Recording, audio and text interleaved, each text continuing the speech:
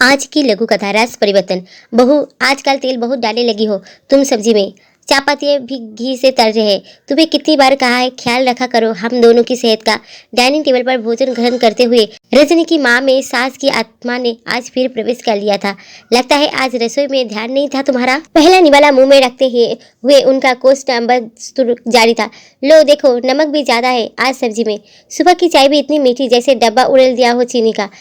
हमें क्या जल्दी विदा करने का इरादा है तुम्हारी? क्यों जी, तुम भी तो कुछ बोलो। हमेशा मैं ही बुरी बनती हूँ।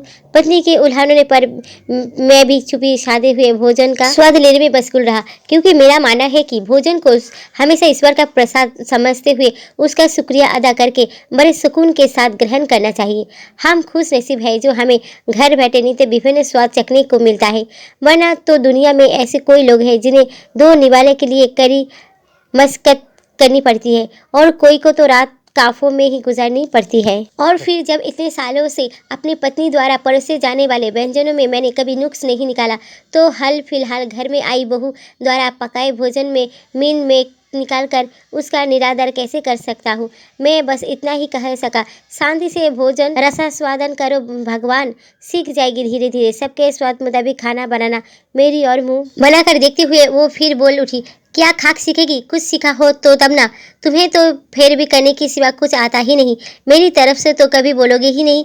भर गया मेरा पेट, तुम ही खाओ। इतना कहते ही वो थाली आगे सरकाते हुए उठने को ही थी कि सामने बैठी रजनी बोल पड़ी, मम्मी आप तो निहाती भाभी को डांट रही है। अपने संस्कारों की वजह से वो आपको हर नुक्सा चीनी पर खामोश रहती है। कभी आगे बढ़कर आपको जवाब नहीं दिया उन्होंने। और वैसे भी आज सुबह से मैंने ही सारे किचन का जवाबदारी लेकर भाभी को 2 दिन के लिए आराम करने को कहा था। 2-4 दिनों के लिए ही तो आने को मिलता है मुझे मायके। भाभी के मना करने के बावजूद जिद करके मैंने ही खाना बनाया है। सुबह की चाय भी मैंने ही बनाई थी। ये तो उनका बड़प्पन है जो वो चुप रहकर मेरे हिस्से की ताने सुन रही है। लगता है मेरे जाने के बाद आपका टेस्ट बदल गया है। मुझे बता दीजिए आपको कैसा खाना पसंद है। वहाँ ससुराल में ननद जी किचन में कुछ करने ही नहीं देती।